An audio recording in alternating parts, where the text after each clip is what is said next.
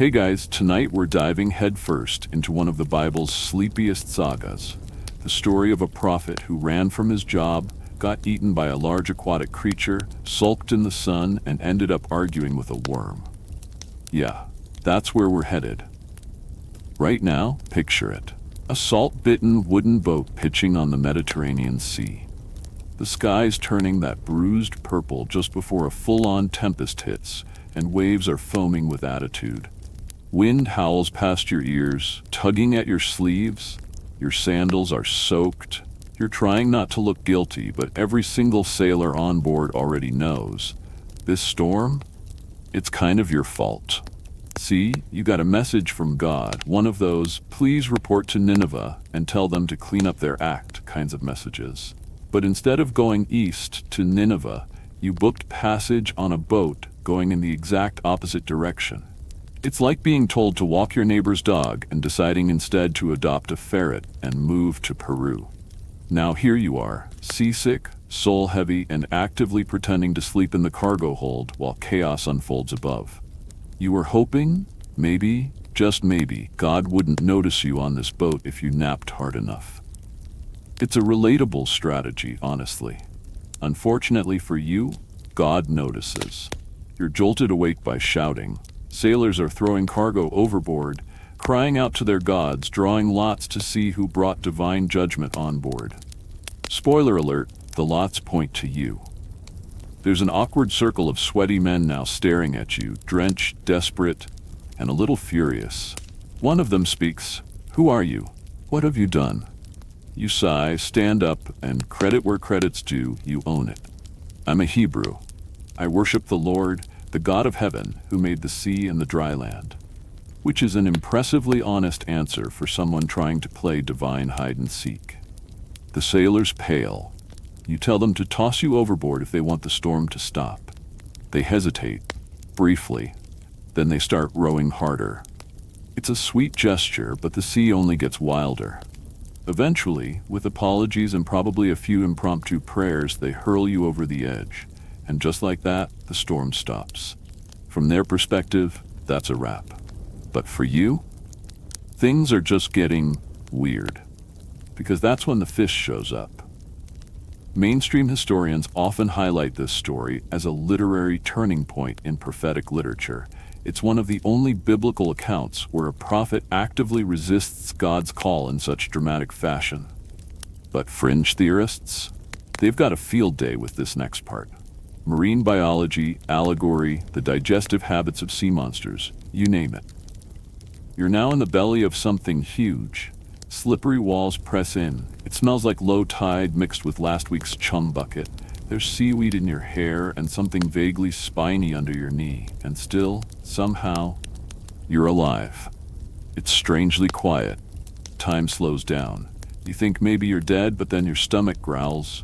So probably not. You pray. For the first time in a while, you really pray. Thankful, confused, slightly queasy.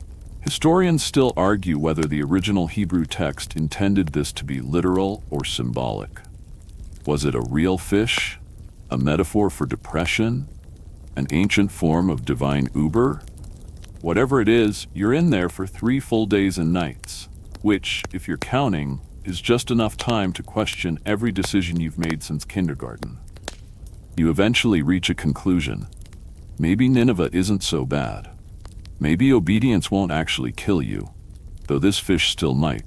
Then, without warning, your story takes a turn both humble and deeply undignified. The fish spits you out, and not gently either. One moment, you're half-dozing in fish gut limbo, and the next, you're a soggy prophet flung onto a sunlit beach, face first in wet sand, gasping like a shipwrecked dog. You lie there a moment. The world smells like salt, brine, and regret. There's a crab watching you sideways. You try to look dignified. You fail. Your robes are ruined. Your hair, a disaster. Your scrolls? You didn't bring any, which in hindsight was a mistake. Still, you're alive. And Nineveh, in all its sprawling, repent-needing glory, waits inland. This is going to be a very weird road trip. You brush sand from your eyelashes, seaweed from your shoulder, and stagger upright like someone who just got sneezed out by the ocean. Which, let's be honest, you kind of did.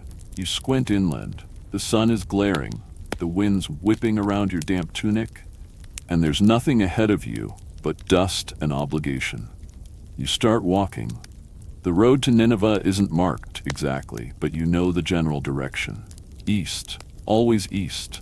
Your sandals squelch with every step, some combination of digestive slime and seawater, and your knees ache from curling up in that organic sleeping bag of a fish. As you trudge forward, the landscape slowly shifts. You pass dry hills scattered with brush, the occasional startled goat, and plenty of time to think. Not think in the inspirational breakthrough way, more like the slow mental spiral of someone who knows they can't run anymore, but still really wishes they could. Eventually, your stomach growls, loudly. You scan the roadside for anything edible, which in this case includes a fig that may have been part of a bird's lunch. You eat it anyway. It's gritty. You regret nothing. It's here, with fig juice on your chin, that your mind drifts back to the fish. Now, mainstream scholars will tell you that the original Hebrew word used for the creature that swallowed you, dag gadol, simply means great fish, not a whale, not a sea dragon, just big fish, which still leaves room for interpretation. Some fringe theorists claim it was a now extinct megashark. Others say it was divine transportation, custom designed for prophets on the run. But regardless of zoological classification, one thing's clear. It had purpose. You weren't chewed. You weren't digested. You were kept. Marinated, maybe, but safe. Which means, uncomfortable as it was, the fish wasn't punishment. It was pause, a timeout, the world's most slippery meditation chamber.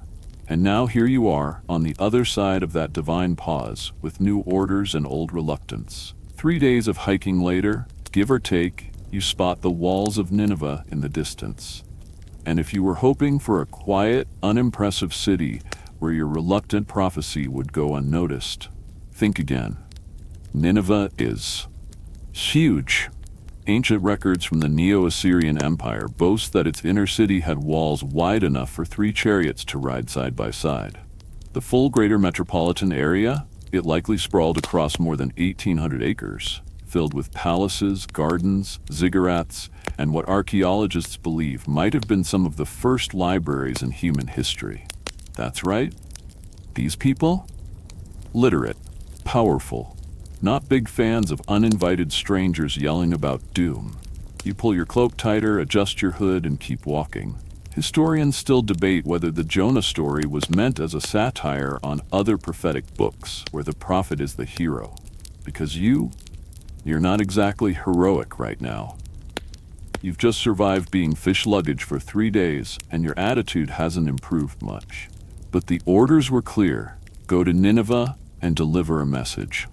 Not a nice one either. You reach the outer gates, there's dust in your throat, your feet hurt, your sermon is short. So short, in fact, that it clocks in at just 5 Hebrew words. 40 days more, and Nineveh shall be overthrown. That's it. No introductions, no visuals, no parables. Just the spiritual equivalent of muttering, "You're doomed," under your breath and walking off. And yet, miraculously, absurdly, people listen.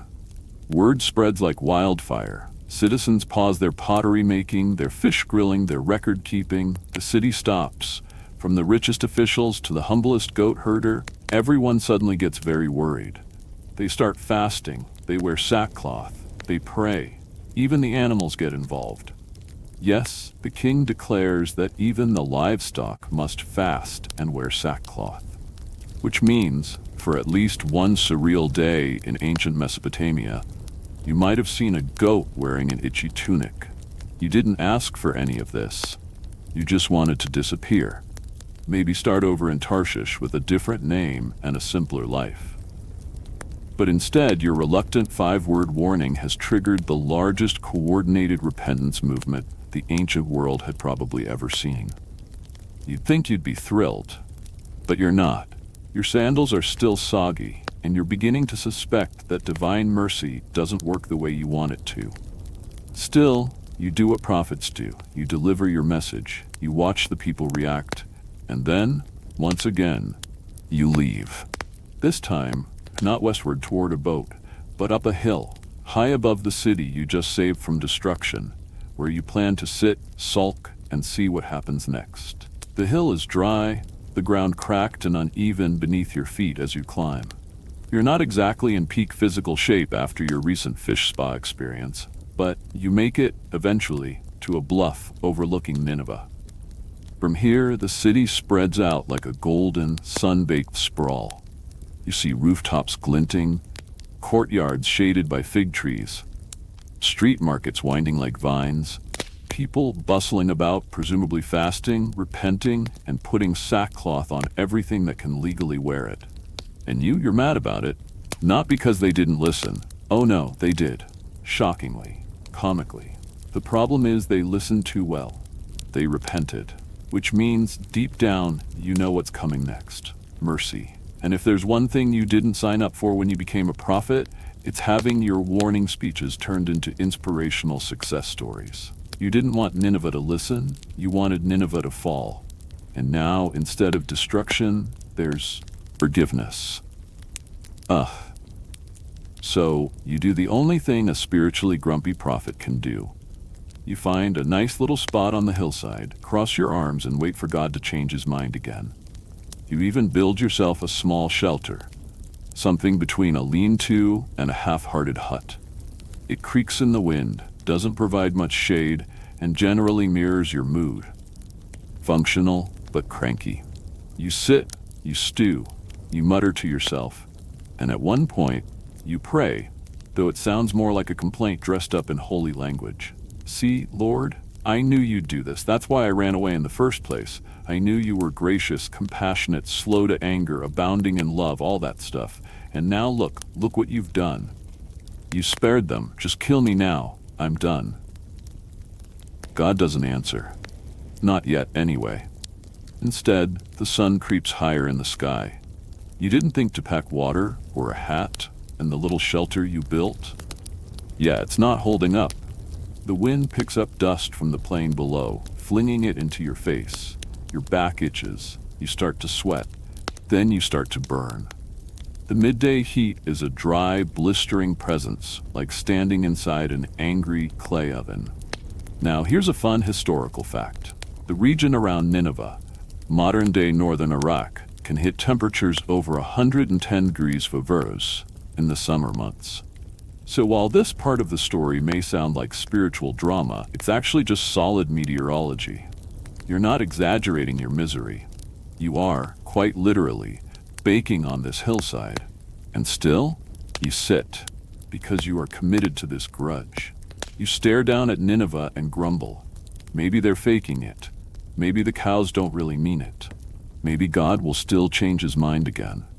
Historians still argue whether your bitterness is meant to expose the limits of human mercy or just serve as a theological plot twist. Either way, you're not winning any awards for Prophet of the Year behavior.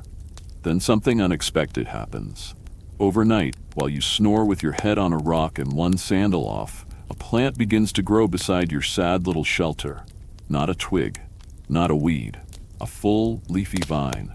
Thick stems, broad green leaves, curling up and over your head like a natural umbrella. You wake to shade, cool, lovely, glorious shade. You blink at it, you raise an eyebrow. You lean back and feel a breeze that, because of the vine, is now mercifully filtered through living green.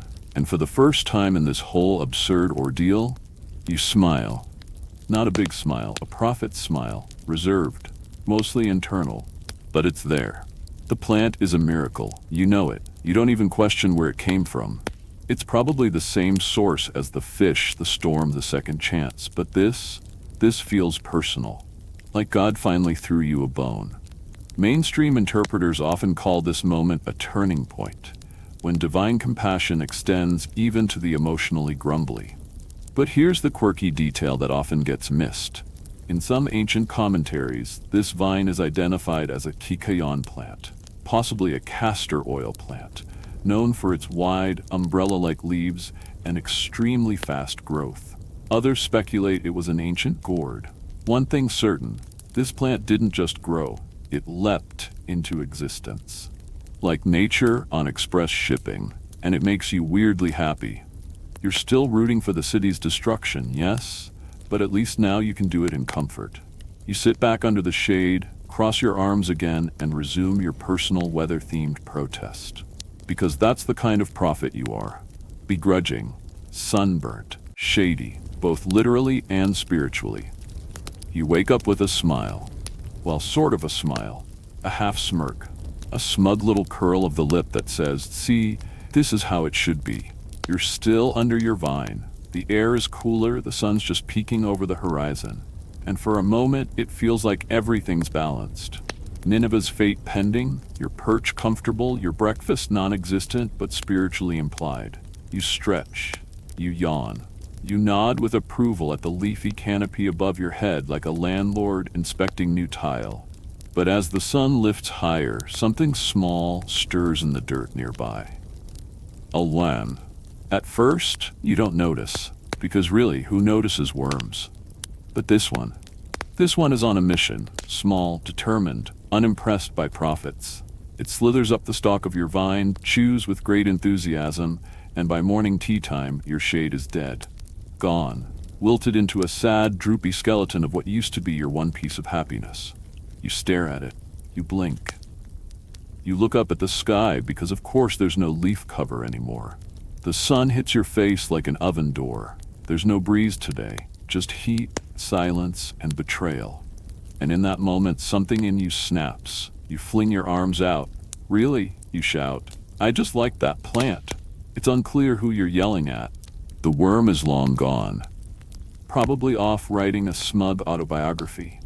But you know, deep down you know who arranged this. And it's too much. You're tired, you're sweaty. Your city-saving prophecy didn't come with the satisfaction of seeing doom rain from the heavens. Your fish ride left you smelling like kelp for days. And now, even the plant is gone? "I'd rather die than sit here without shade," you mutter, for what is probably the third or fourth time in recent memory. This is not your most majestic moment. Historians still debate what tone the original text meant to convey here. Whether your outrage is meant to be tragic, comedic, or some divine blend of both. Some scholars even suggest the worm and the plant were part of a literary parable within a parable. But that's theology talk. All you know is, it was your vine, and now it's not. The sun creeps higher. You shuffle in your seat. Dust clings to your legs. You pick at a scab and wonder if anyone has ever suffered more deeply from divine interference than you here on this hill, shade-deprived and snackless. And then a voice. Not thunder, not fire. Just a voice. Quiet, present, calm in the way your heartbeat thump a little louder in your own ears. "Jonah," it says. "You being Jonah, do you have a right to be angry about the plant?" You don't even pause. "Yes," you snap. "Angry enough to die." That's the sentence that goes down in history. You could have said something noble, philosophical, reflective, but no. What posterity gets from this moment is the exhausted tantrum of a desert-weary prophet whose emotional support vine was eaten by a worm. And yet the voice doesn't scold. Instead it teaches. "You're upset about this plant," God says.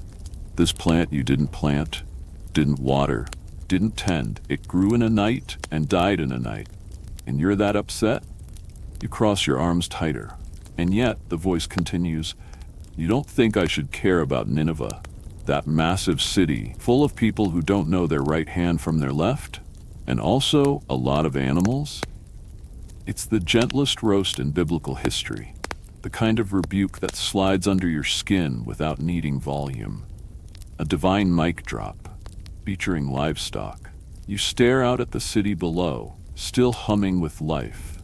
You don't have a comeback. Mainstream historical fact, Nineveh really was one of the greatest cities of its time. A trade and culture hub in the heart of the Assyrian Empire, it likely housed over 100,000 people at its peak. Its walls were inscribed with epic poetry and royal decrees. Its archives held clay tablets etched with ancient science, math, and myth. These weren't cartoon villains, these were real people. With hopes, with goats, with fig trees, and God saw them all, even the goats.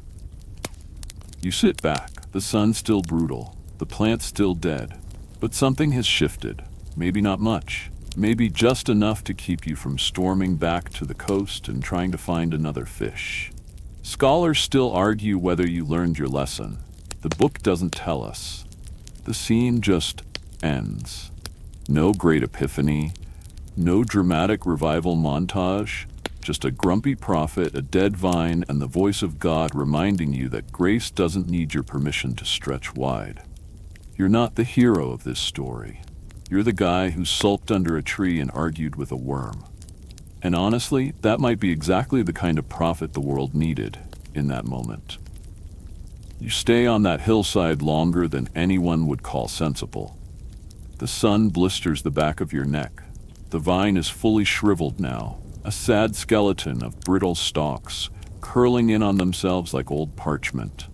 Every once in a while, a gust of wind picks up a leaf and sends it tumbling down the slope, like even the plant is trying to leave. You don't move.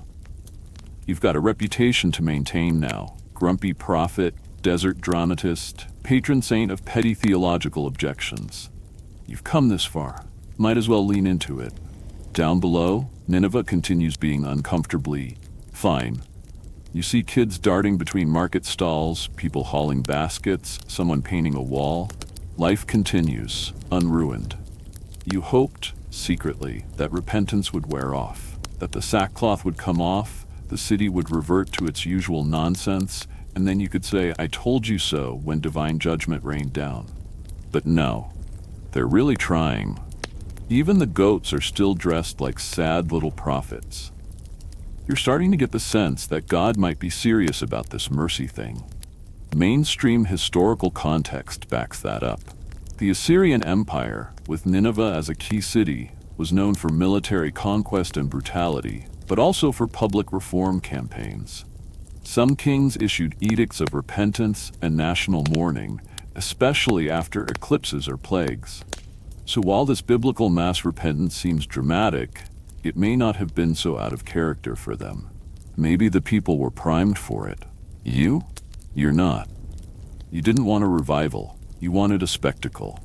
And now you're sulking in a landscape full of contradictions. God's judgment delayed, your vine destroyed, a city thriving, and one very satisfied worm, wherever he is now. This whole thing began with you trying to run. You didn't say no to God directly. You just booked a trip to Tarshish. A little passive resistance, a little ship-bound rebellion. It felt safe. Clever even. But now that you've walked the long road back, through fish, prayer, prophecy, and horticultural betrayal, it's harder to pretend you don't understand what's really going on. You know why God spared the city. You just didn't want him to. It's a bitter pill, this mercy business, especially when you don't think the other party deserves it. And sure, they're changing now, but you remember their reputation. Assyrian brutality, iron hooks through lips, impaled captives along city walls. And you? You were ready to see that punished, but God sees the now. The heart's turning, the possibility of peace. He sees the kids running in alleyways, not the kings in war chariots. He sees their right hands and lefts confused, like toddlers reaching for the wrong sandals. And that worms its way into your heart, even if you don't say it out loud. Historians still argue whether your story ends here or continues off-script. Some rabbis in later centuries imagined you moving to Babylon, mellowing with age. Others suggest you stayed there, watching the vine's shadow fade until night finally covered the city in quiet gray. But one quirky interpretation, my personal favorite, claims you smiled just a little. Not because you were pleased, but because you finally understood the joke. You'd been trying to dodge a God who chases with kindness.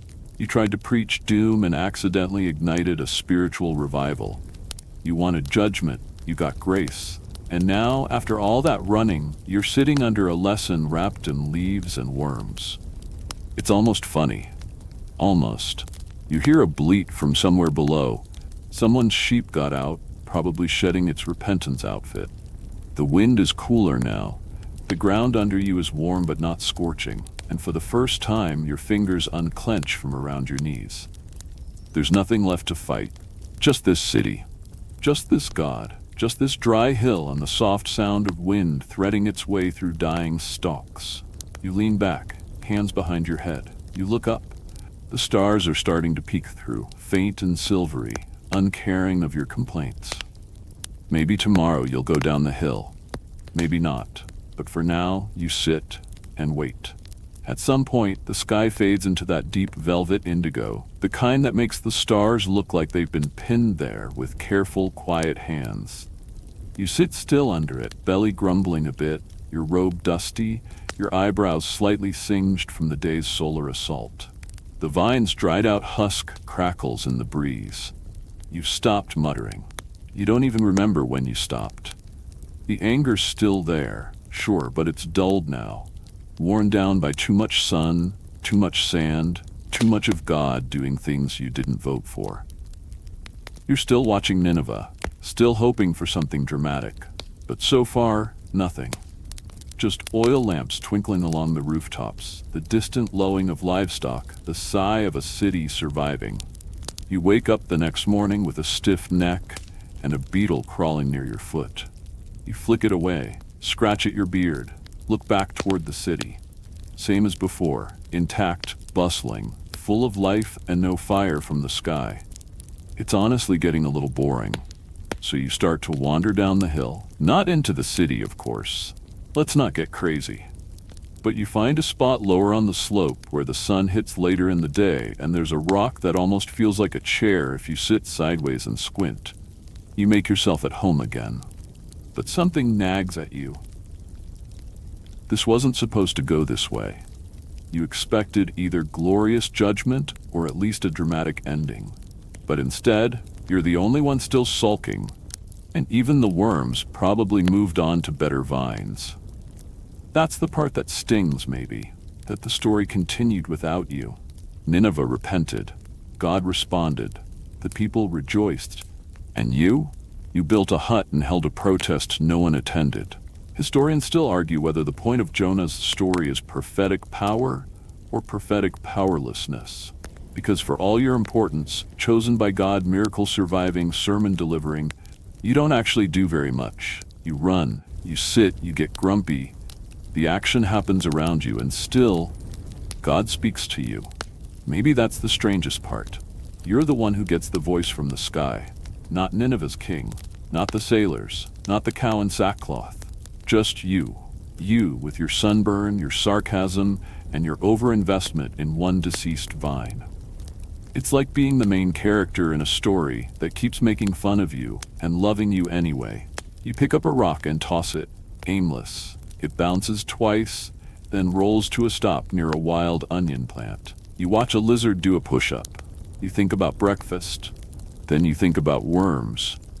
Because, honestly, you're still a little mad at that worm. Theologically, it wasn't even that offensive, just a worm doing what worms do. But emotionally, it showed up out of nowhere and wrecked your best thing in a matter of hours. Fringe commentaries sometimes have a field day with the worm. One rabbinic tale suggests the worm was a heavenly agent with its own tiny orders from God. Another interprets it as a metaphor for the fragility of human joy, how quickly we assign deep meaning to temporary comforts. That vine, it was just a vine, but for you it became a symbol of stability, of divine favoritism, of comfort. And that worm, it didn't just eat the vine, it ate your illusion of control. You get that now. You don't like it, but you get it. The sun climbs higher, you fan your face with your sleeve. Somewhere in the distance, someone's playing a flute, badly. It's comforting, in a way. Human chaos carrying on, oblivious to your sulk. And then you feel it, that familiar stirring. The voice again, same calm tone, same maddening gentleness. Do you really care that much about the plant? You open your mouth, close it again. Yes, but also no. You shift your weight on the rock, squint toward the city again. Try to picture the people in it, beyond the abstract. The kids, the elderly, the market vendors, even the bureaucrats in their itchy robes, tallying taxes and misfiling grain receipts. Thousands of people all just trying. Not perfectly, but sincerely. You're starting to think that was the whole point all along. God cared about them, even when you didn't, even when you couldn't. You lean your head back and stare at the sky. It's too bright to see the stars now, but you remember where they were. You let out a breath that's part sigh, part surrender. You still don't have answers, but you've run out of objections. By now, your posture has gone from righteous prophet on a mission to guy who's been waiting too long at a broken bus stop. You're slumped against a rock, knees pulled up, chin resting on one hand. You haven't spoken in hours, not to God, not to yourself, not even to the local insect population. The worm, tragically, has not returned to receive your withering sarcasm. The sun's high again, but this time, you're ready for it. Sort of. You've moved your little camp into partial shadow, using some discarded reed matting you found nearby. It's scratchy and smells faintly of fish, but it keeps the light off your forehead. That's progress. You start to do something you haven't done in days. You think, not in circles, not in loops of complaint, but something quieter. You let your mind drift, not back to the storm, not back to the vine, but all the way back to when this started. Back to the call, that first moment, wherever it was, your hometown, your quiet life, your maybe cozy prophet cave, when the voice of God told you to go to Nineveh. And you didn't. You didn't say no. You just said, sure, God, absolutely, I'll get right on that, and immediately turned your sandals toward Tarshish. It was a calculated evasion. You had your reasons. Nineveh was the enemy, the worst of the worst. The Assyrians were brutal, arrogant, and, by your people's measure, completely beyond redemption. Mainstream historians back you up there. The Assyrian Empire was famous for its terrifying military campaigns. Kings like Ashur-nasir-pal-seketh and Tiglath-pileser III left behind records boasting about whole villages being flayed, impaled, or marched off in chains. Not exactly folks you'd invite to your cousin's wedding. So yeah, when you heard God say, go there, you decided instead to go to the ancient equivalent of the farthest point on a cruise line itinerary. And now, you wonder if God always meant Nineveh to be a mirror. Not just of their brokenness, but of yours. Because if there's one thing the last few days have proven, it's that you're not exactly killing it in the grace and compassion department either. You catch yourself fidgeting with a pebble, flipping it between your fingers. You're starting to see the symmetry. Nineveh ran from God and repented. You ran from God and resented. Nineveh turned. You stalled. And still God stayed close. There's something annoying about that, actually. That God didn't just zap you for your attitude. That he let you sulk, fed you shade, took it away. Asked you questions instead of giving you ultimatums. Like he's not just interested in obedience, but in understanding. Fringe commentaries have fun with this idea. That maybe the whole story is less about saving Nineveh and more about softening you. Some even suggest this wasn't your first prophetic assignment, just the one that finally cracked open your grumpy heart like a dusty walnut. You lie back on the rock, staring at a cloud. It looks vaguely like a sheep, or maybe a gourd. You wonder what the people down there are doing now. Eating breakfast, telling stories about that wild-eyed prophet who walked through the city mumbling doom. Do they know they were almost destroyed? Do they care? You remember how fast they changed. One 5-word sermon and suddenly everyone was repenting in synchrony like a dance number. It didn't feel real at the time, more like the plot twist in a dream. But now, the more you think about it, the more impressive it becomes. People don't change easily, not kings, not prophets, not anyone. And yet, they did. Historians still argue whether that kind of mass repentance was literary exaggeration or a reflection of real royal edicts from the ancient world. Either way, the detail about the animals wearing sackcloth, that's the kind of thing no serious historian would make up. Too specific, too silly, too vivid. So maybe it's all true, and maybe it matters. You pull your knees in, close your eyes, and try to imagine what God sees when he looks at that city. Not just rooftops or crowds, but the whole tangled mess of humanity. Their regrets, their fear, their yearning, their stubbornness. It's a lot. It's a lot. And if he can make space for that, maybe he can make space for you. A little prophet with a bad attitude and a deep emotional attachment to houseplants. The wind picks up slightly. It whistles low through your makeshift mat hut. It smells less like fish now, more like dust, earth, clean air. You breathe it in. And for the first time, you don't flinch when you think about staying here a while. Not waiting for destruction, just being. The next morning, you wake up before the sun. Not because you're eager to get going, heaven forbid, but because the rock you've been using as a pillow has decided to become very opinionated about your spine. You stretch, crack something unintentionally, and sit up slowly. The sky's still that pre-dawn gray with a hint of lavender. The breeze is cool and for once, not too dusty. You look out over Nineveh again, that city you wanted to see smited, still quiet under the lightning sky. You don't know what time it is. You don't care. You're in a limbo of sorts. Not running, not preaching, not arguing with worms or yelling at clouds, just existing. And for the first time since this mess began, that doesn't feel like failure. You pull your cloak tighter. You're starting to feel your age in the knees.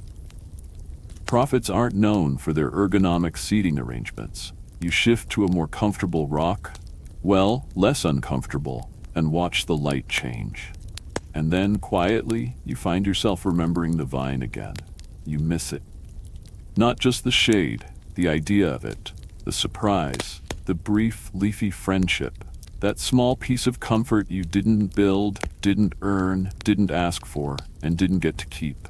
There was something profoundly unfair about its departure, but also weirdly perfect, because it wasn't the only thing that came into your life uninvited. There was also the storm, the fish, the city, and yeah, God himself showing up in inconvenient places with even more inconvenient compassion. You chuckle softly. You weren't wrong about God's character. You called it back on that hillside, slow to anger, abounding in love, a God who relents from sending calamity. You just didn't think it would apply to them, which of course is the entire point. Mainstream scholars often say the book of Jonah isn't about prophecy at all, but about mercy. Divine, messy, undeserved mercy. And you, the reluctant vehicle for that mercy, weren't just delivering the message. You were the message, or at least the living footnote. And that vine? That's when God turned the parable inward. The plant didn't exist to keep you comfortable. It existed to show you how quickly we grow attached to the things that make our lives easier, even if we didn't build them, and how angry we get when those comforts are removed. Because losing comfort, that hurts.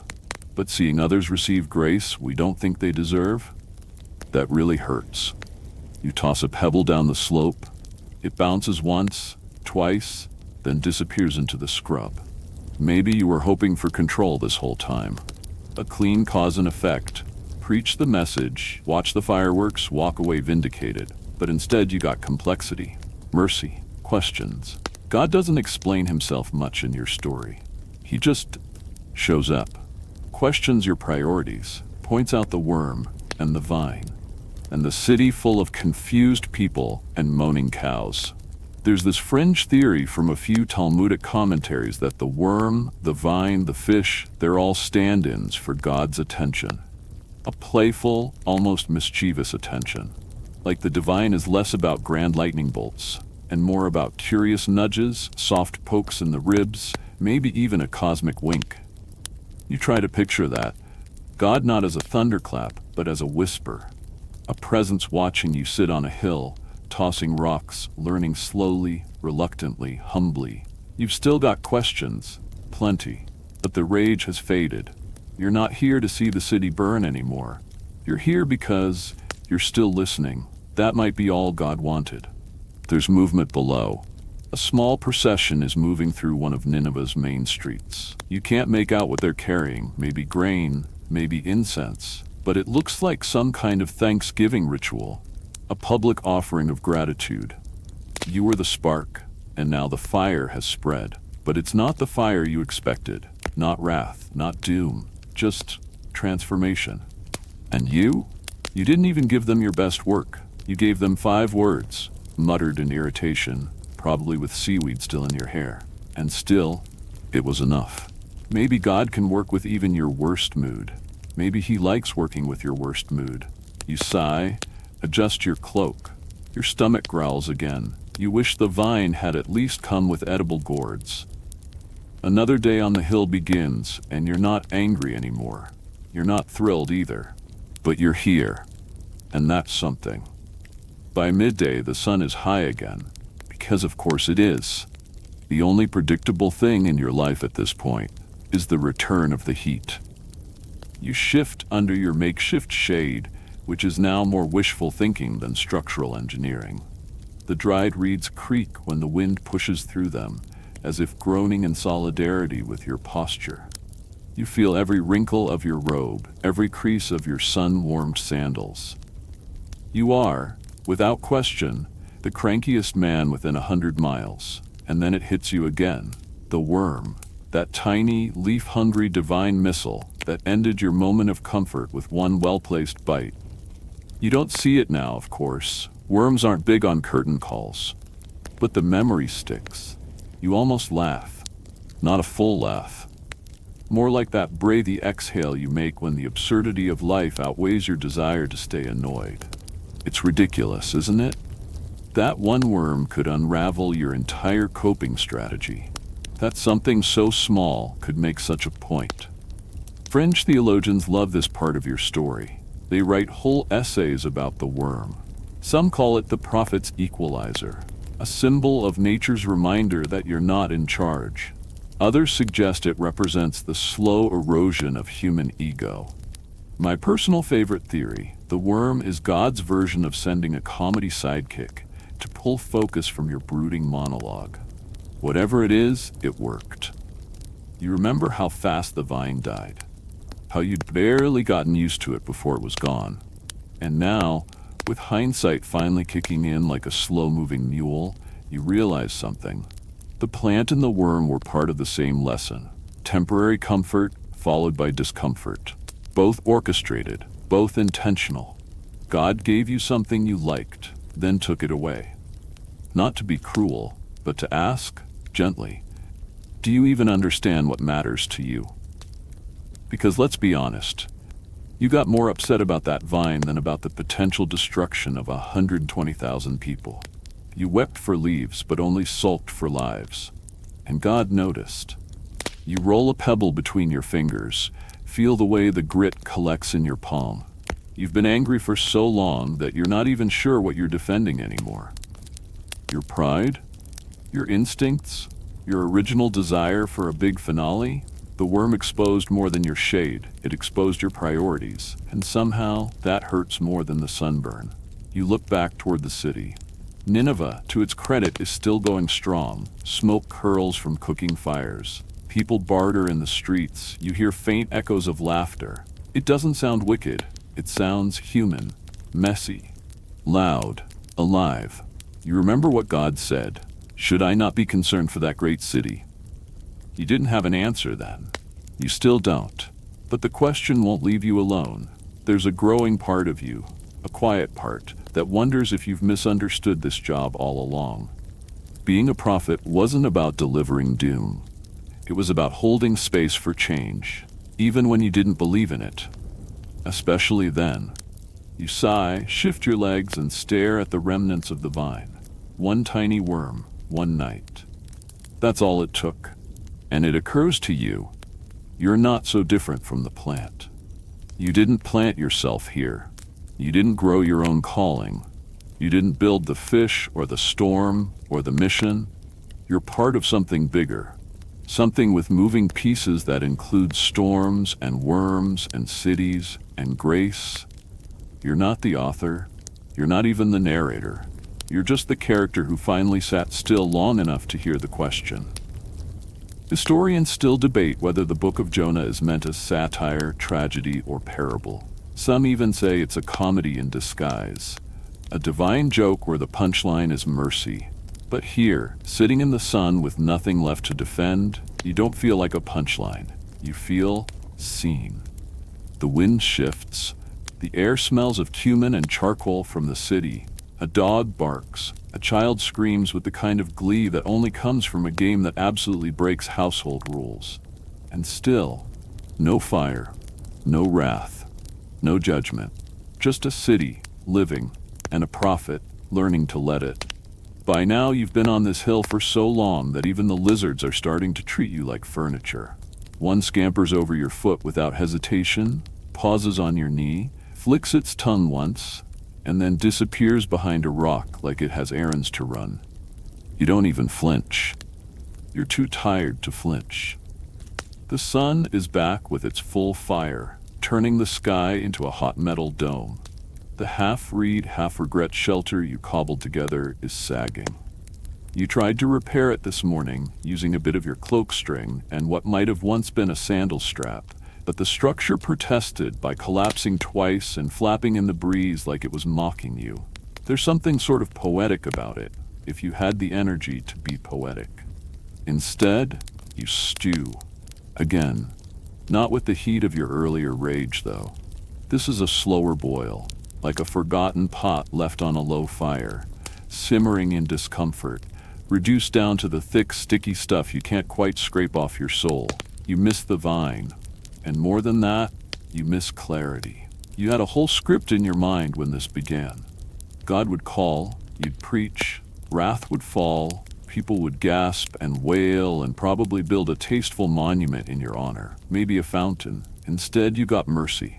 God turned, Nineveh turned, and now the only thing left not turning is you. And you're starting to see that. Because somewhere in the deep hum of this dry afternoon, you realize you're not mad about the vine. You're mad that the story didn't go your way. That you don't get the satisfaction of seeing your enemies fall. You don't get to be right. And that stings. You lean back against the rock, sun on your face, and let that truth sit uncomfortably on your chest. It's not a proud moment, but it is undeniably honest. Historians still argue whether this moment, the post-sermon meltdown under a dead plant, is the real climax of the story. Not the storm, not the fish, not even Nineveh's mass repentance, but this, a man sitting in the dust, coming face to face with his own small heart. And that divine voice, still gentle, still asking questions instead of making demands. Do you do well to be angry?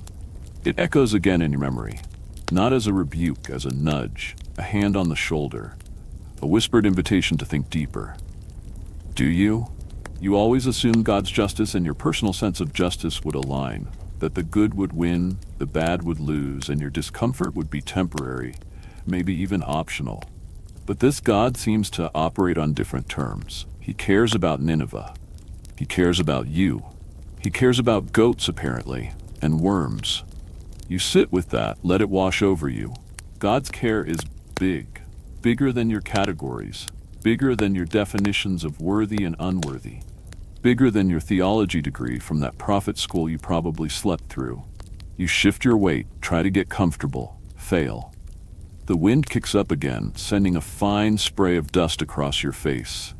It's getting hard to tell what's sweat and what's just grime at this point.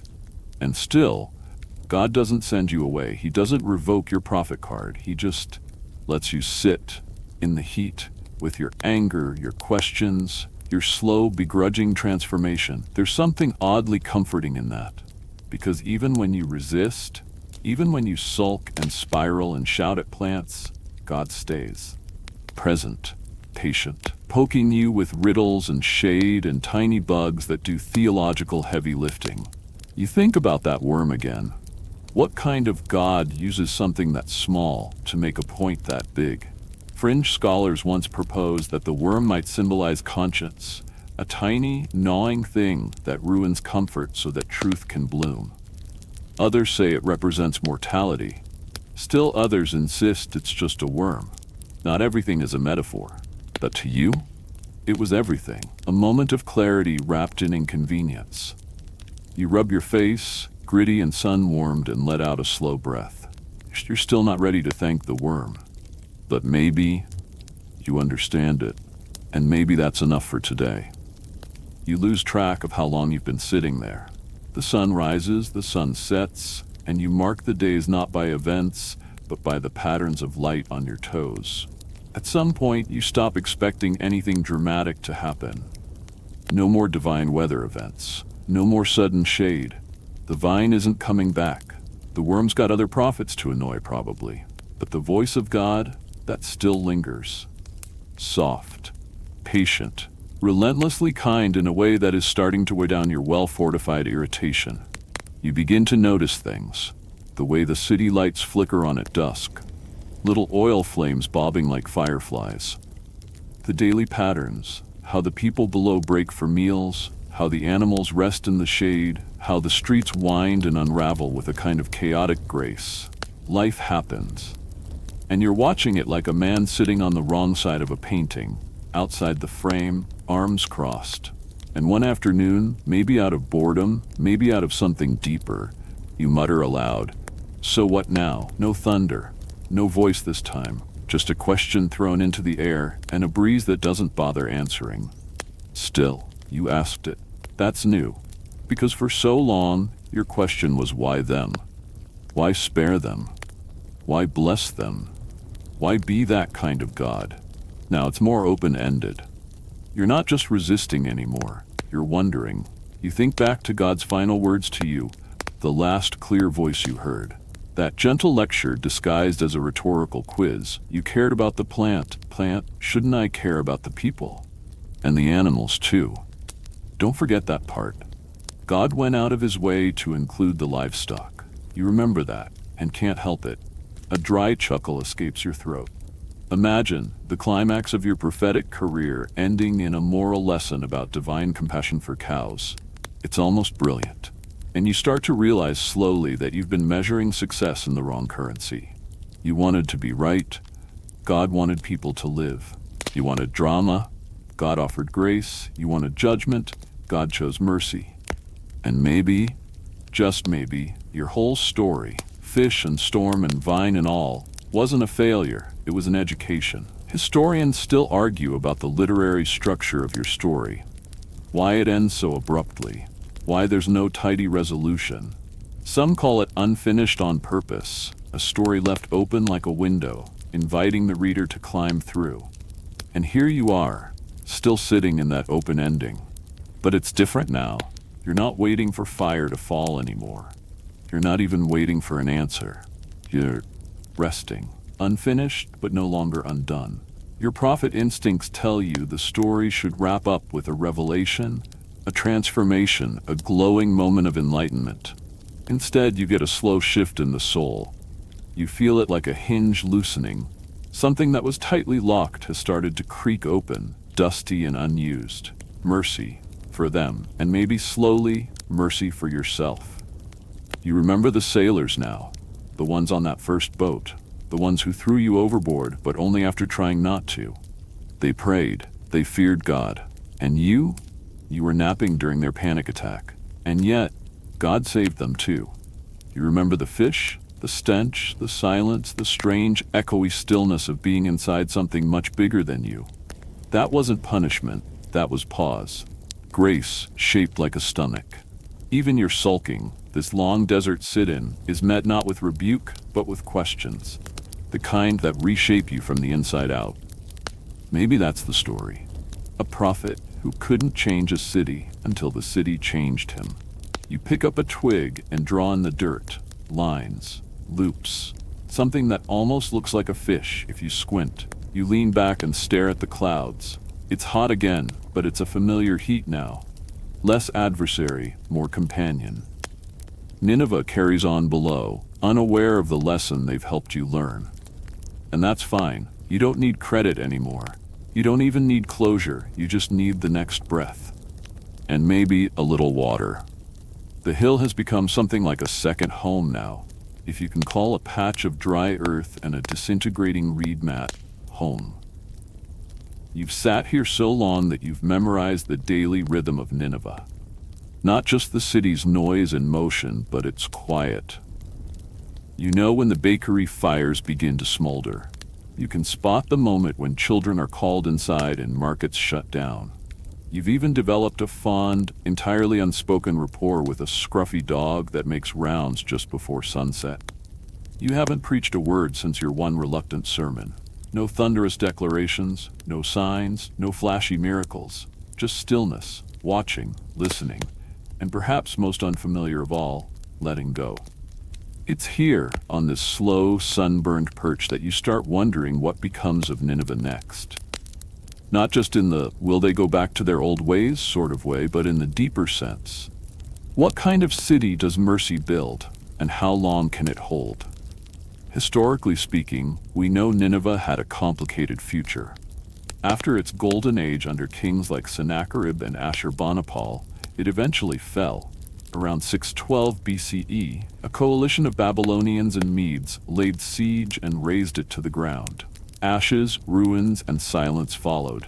What was once a cultural superpower faded into legend until archaeologists rediscovered its remnants near modern-day Mosul in the 19th century. So yes, the repentance of your generation didn't make Nineveh immortal, but that doesn't make it meaningless. Repentance isn't always permanent, but it's still powerful. You let that idea roll around in your mind for a while. You've never been one for nuance. It's not exactly a prophet's brand.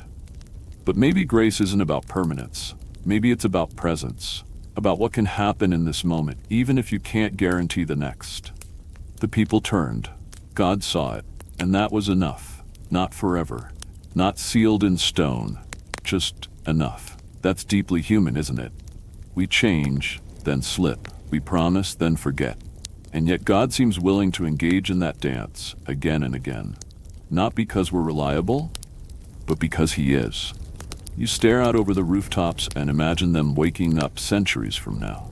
Different people, same city. Some will pray, some will forget, some will build idols or monuments or tax systems no one understands. But maybe, just maybe, some will remember the day the prophet came and said 5 words that flipped the city upside down. You picture it. A grandmother telling the story to her grandson, not with fear, but with warmth. There was a man once, she'll say, who didn't want to come. But when he did, everything changed for a while. That for a while matters. Fringe scholars have pointed out that the book of Jonah never shows Nineveh failing again. That's left off screen for later generations to ponder. And maybe that's intentional. The story isn't about how long Nineveh stayed good. It's about how quickly it turned. And you're still turning too.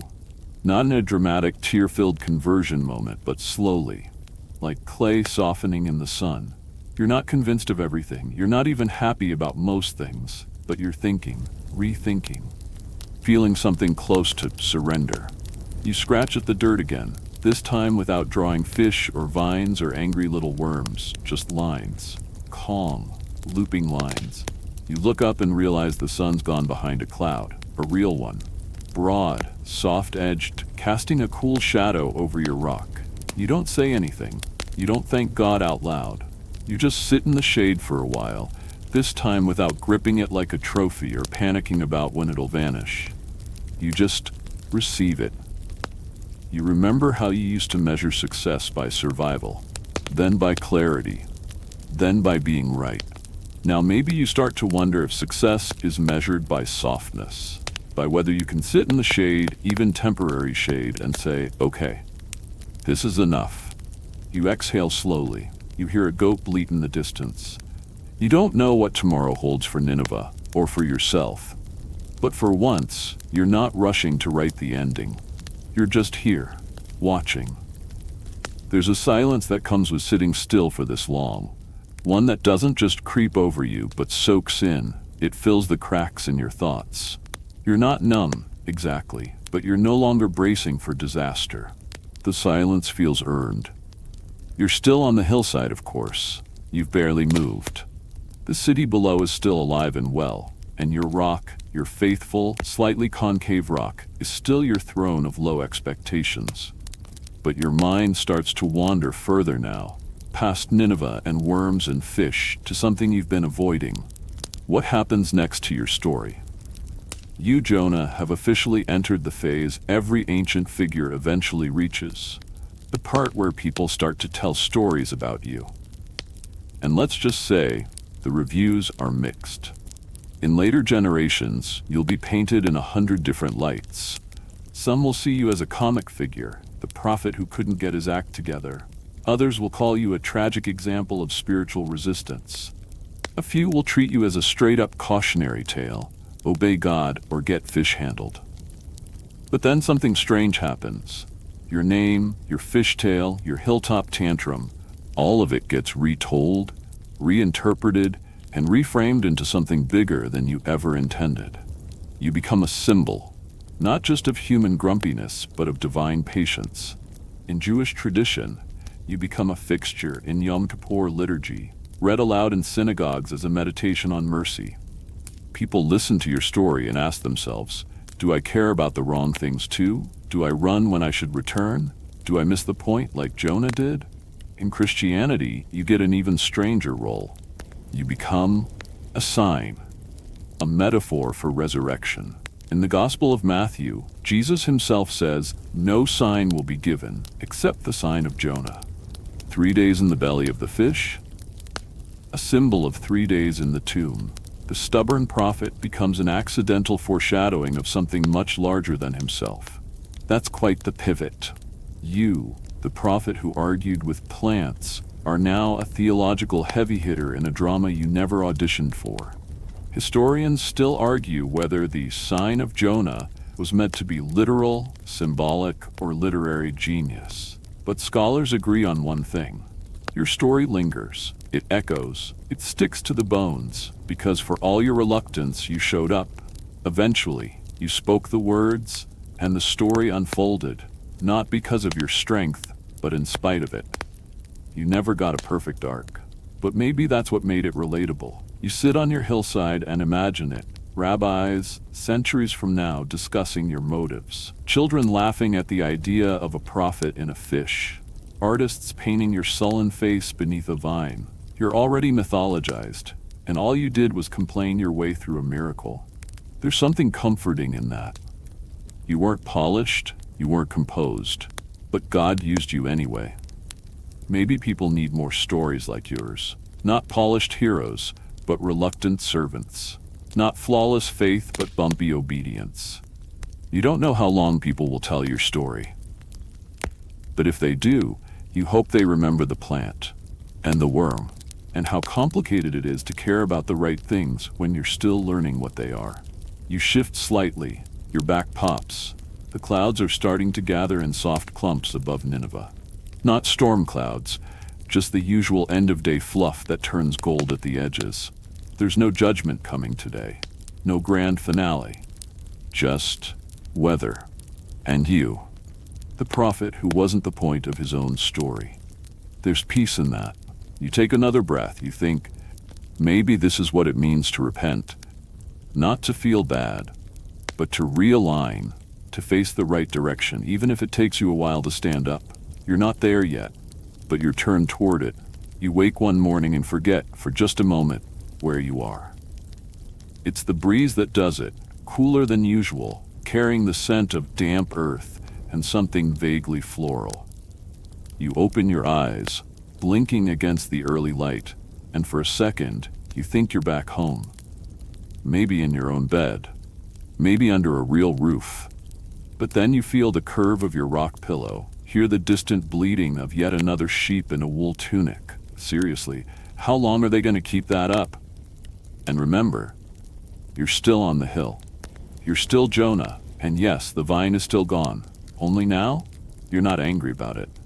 You sit up slowly, the joints in your knees protesting like grumpy elders, and stretch your arms overhead.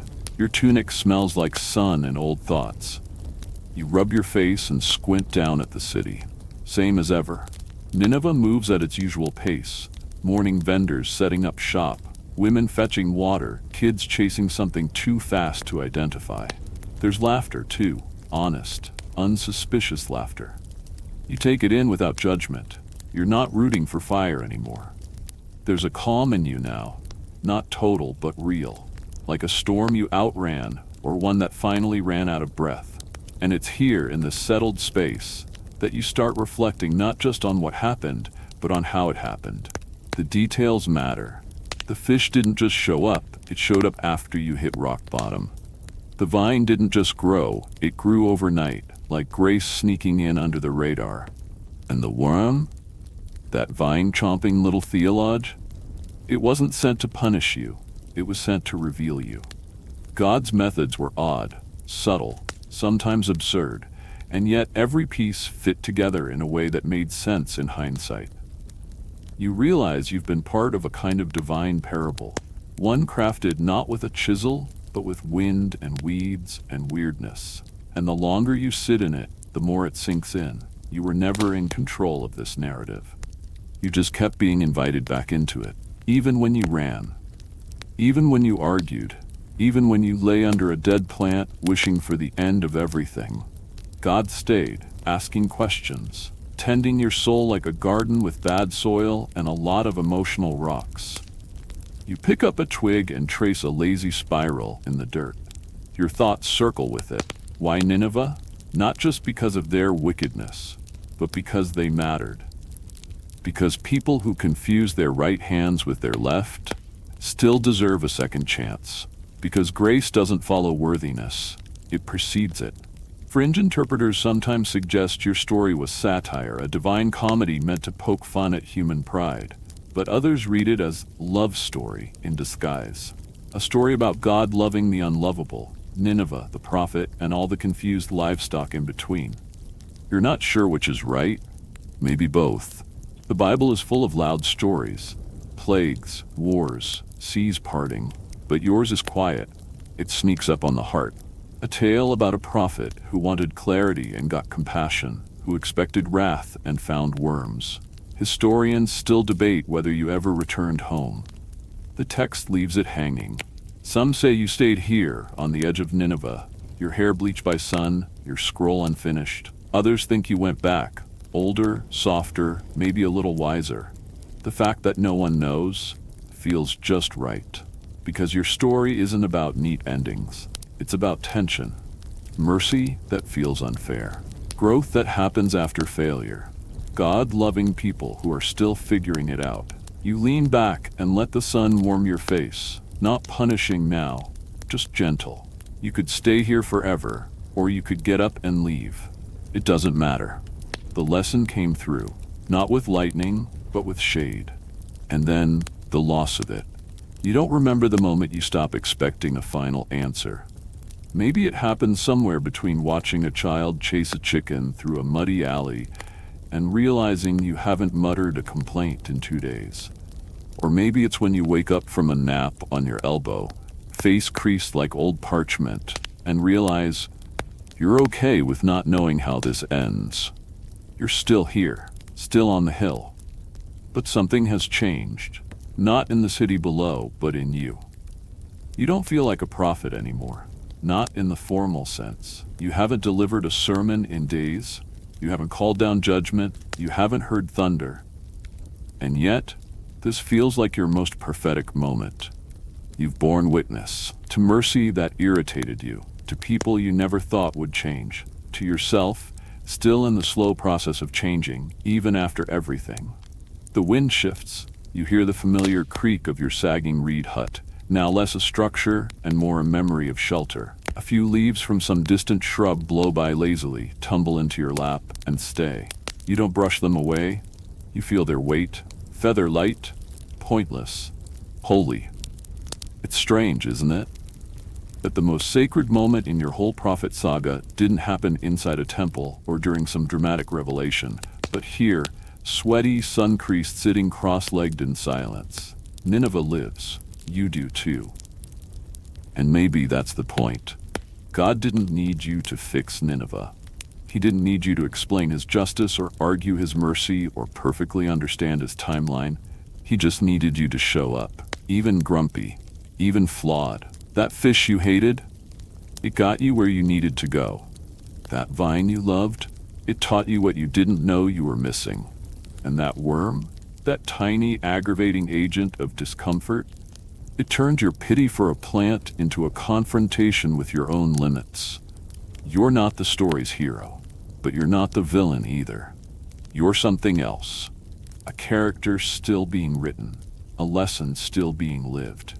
You remember that last thing God said to you. You've repeated it often enough in your head by now that it's etched into your bones. Should I not be concerned about that great city and also many animals? At first you thought it was the ending to a divine scolding. Now you hear it differently. A whisper, a smile in the tone. The sort of rhetorical question meant to peel open your heart without force. Shouldn't I care? Yes, Jonah, I should, and maybe you should too. The sun is low now, casting long golden lines over the rooftops. The heat is soft, not sharp. It rests on your skin like a warm blanket, not an attack. You tilt your head back. The sky above Nineveh is turning the color of a dried fig, deep purple tinged with rose. You could go now. You could descend the hill, walk among the people, ask questions, learn names. You could find that goat that always stares at you and try not to take it personally. Or you could stay a little longer. One more night. One more still moment with the city breathing below and the sky arching high above. You're free now, not just physically. You're no longer bound to your idea of what God should have done. No longer curled around your own sense of rightness like a shell.